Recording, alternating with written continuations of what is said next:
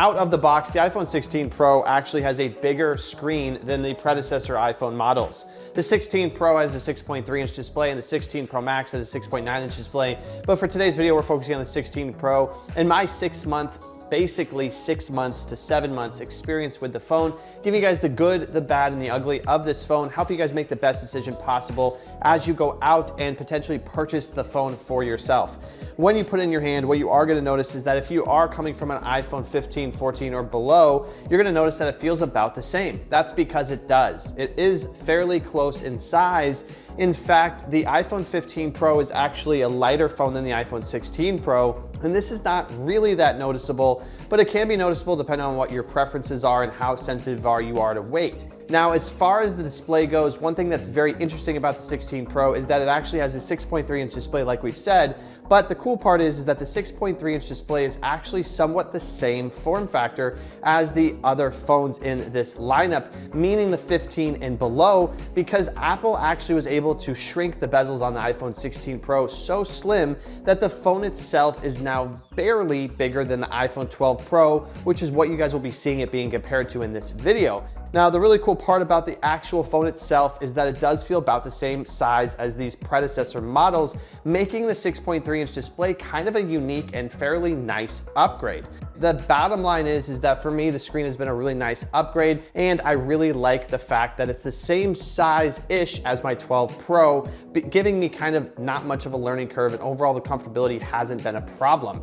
So continuing on with display. So in terms of display, screen brightness is something that I think is incredibly important to understand. I'm a huge screen brightness kind of guy, and I want to make this not subjective, but objective. But if you are somebody who is worried about this, this will be a great answer to your question. Is screen brightness means that when you're in bright daylight, you're on a boat, you're on the beach, and you can't see your phone. Most people, in my opinion, who have an iPhone 14, 15 below, I would say, probably can't see their phone too well in broad daylight. This is because your screen brightness is not bright enough to overcome the screen's intense light. And then what happens is you have to do one of these with your phone, which we all know is doable, but it gets annoying. So the 16 Pro, in my opinion, has the brightest screen of any iPhone. We all, that's kind of valid because it's the best iPhone out today.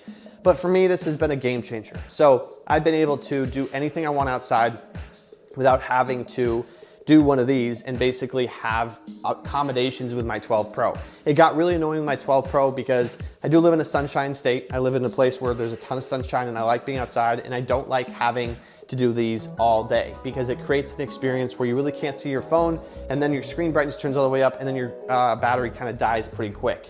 Now, in terms of the battery life for this phone, for me personally, I've had really no issues with the battery life. My battery life on my 12 Pro got me about 6 hours of use, whereas the 16 Pro gets me about 10 hours of use, and I am a medium to heavy user. However, for me, I'm gonna kind of give you guys some background on what I do, and I'll show you guys some screenshots of my battery usage on the screen right now, is that I'm kind of a fairly heavy Upwork user, text messenger. I also do a good amount of things like Trello, Safari, weather app checking. So I'm kind of, I would say, an average user. However, I would say at the end of the day, the bottom line calculation is I'm getting about 10 hours of battery life with the iPhone 16 Pro, which I think is a big upgrade from my initial iPhone 12 Pro. So for me, the iPhone 16 Pro isn't really gonna solve your problem if you're on maybe a 15 Pro or 14 Pro.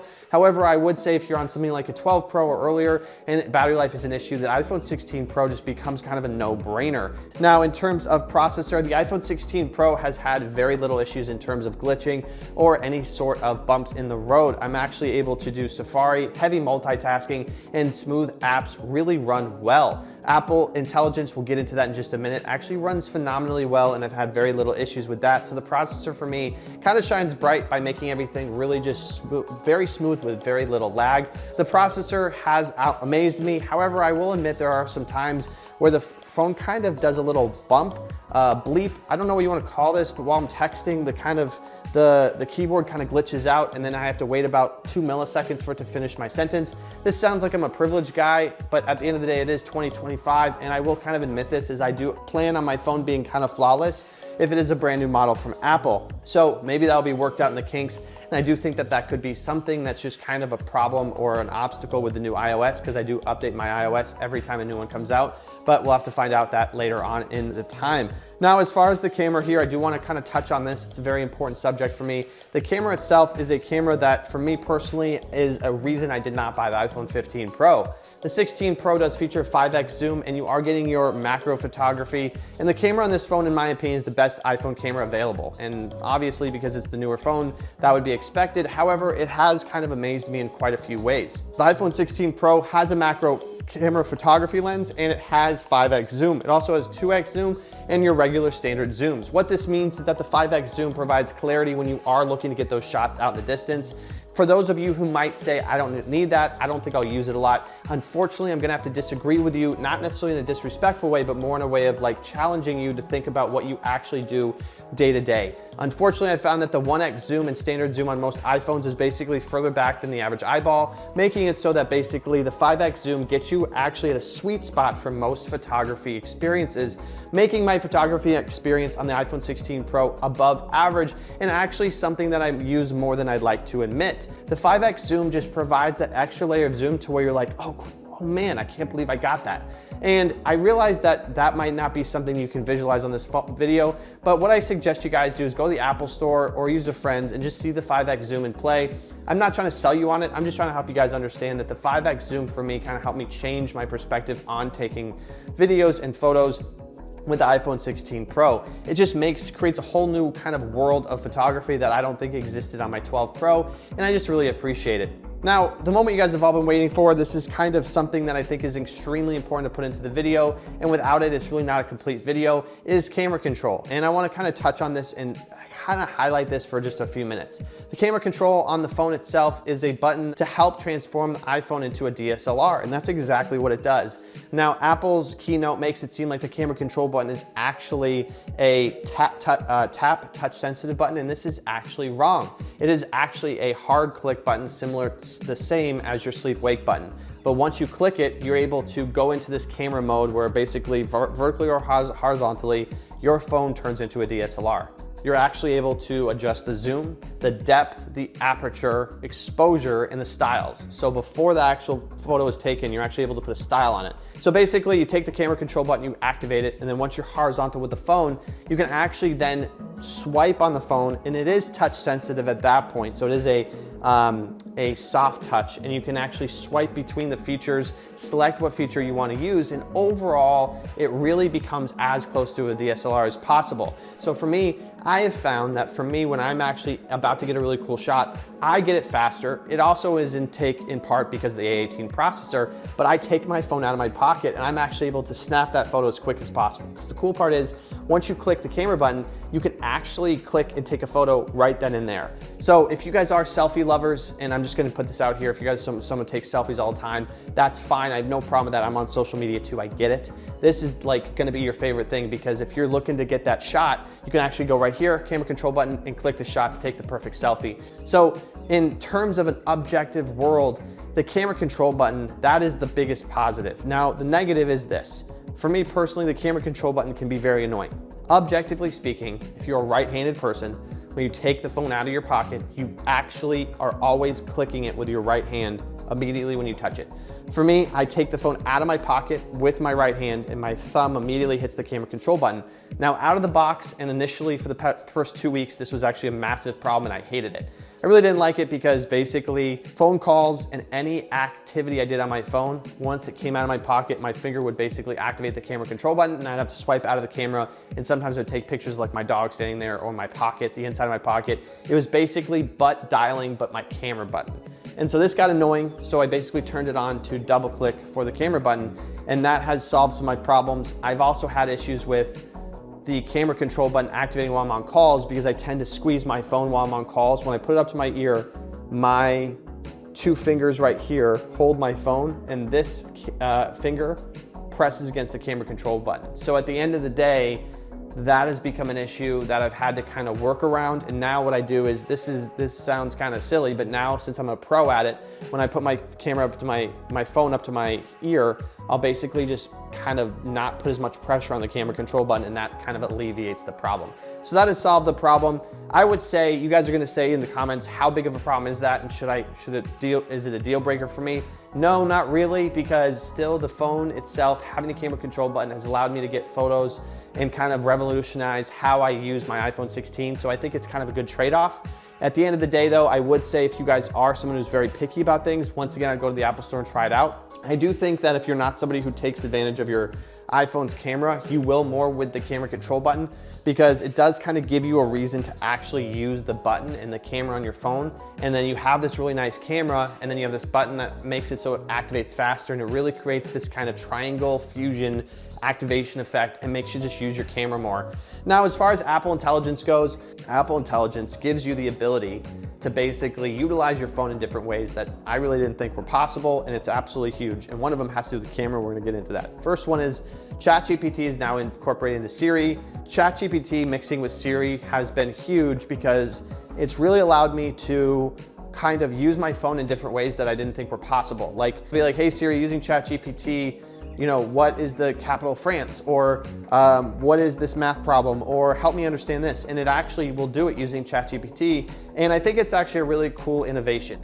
Using ChatGPT to revise an email or send an email to your boss, or if you're really busy, sending like an email to your daycare that, you know, Johnny was sick and they got it from your daycare and you didn't know that there was an outbreak of the flu this week and you don't appreciate that. And having it condense that email, or sending a quick email to your neighbor saying, hey, your dog came into our yard and took a leak.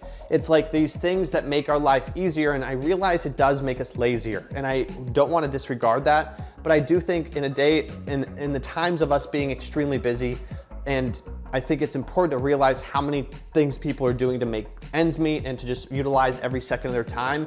ChatGPT being kind of incorporated into your phone, I think really helps us take advantage of our phones for what they're meant to be. I did a sample of this, and I actually did an email to my fiance about how much the civilization appreciates her being a special education teacher, which I think is extremely admirable, and I respect the heck out of it. And I asked ChatGPT to write an email to her explaining how much we appreciate as society that she does that. And it did a phenomenal job, and I actually asked it to revise it a little bit, and it revised it 3 times, and it was really cool to see that happen. The next thing is Apple Intelligence offers us the ability to do visual Apple Intelligence. So it utilizes the camera to actually analyze and scan our world and individual parts of our world and gives us information about it. So for example, if you are, let's say you live in New York City and you were to go up to with your iPhone to the Empire State Building and scan it with your phone with Apple Intelligence. To do this, you press and hold the camera control button and you go up to that object. And then it gives you an option of Google search or ChatGPT. So Google search basically helps you, it'll bring up Empire State Building, New York. And it's kind of interesting to see this happen, but it'll actually bring it up as if you Google image searched it, which is helpful, but you could also say, I could have just Google image searched it, which is fair. But if you ask ChatGPT about it, it will actually give you answers to questions. Now, it might not be accurate, but we have ChatGPT now at our fingertips to utilize for things like trivia, for things like just making your life easier. If you're a curious person like me and you're walking around the zoo and you don't have a map and you don't have information about a zoo animal, scan it with your iPhone if you have Apple Intelligence and ask it what animal it is. So at the end of the day, my opinion is, and if you guys don't mind putting how many times I said at the end of the day in this video at the comments, I'd appreciate that. Apple Intelligence is making our lives easier, and we need to really acknowledge that because it's something that's taking over, and the only way to really kind of embrace it is to fully understand how to use it and make our lives easier and work smarter, not harder. So if you are looking at a new phone, I would consider the 16 Pro for a few different things. And this is to wrap things up for you, is the 16 Pro is gonna have the 5x zoom, which is in my opinion a deal breaker.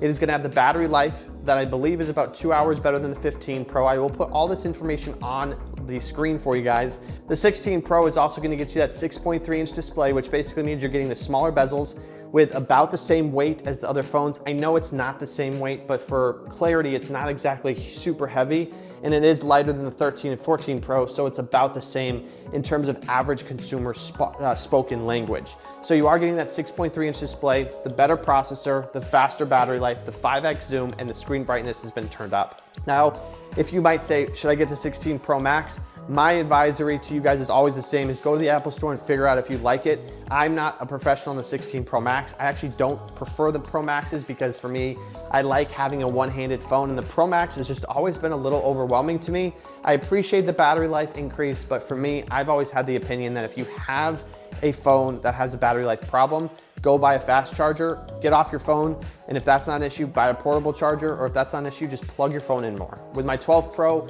weirdly enough, I just found myself plugging my phone in more. Like when I got down to 30%, I would just plug it in, get it back up to 100 instead of always waiting till 0. It's just kind of something like to reprogram your habits. So anyways, guys, hope you enjoyed this video. I'll see you guys next time. Peace.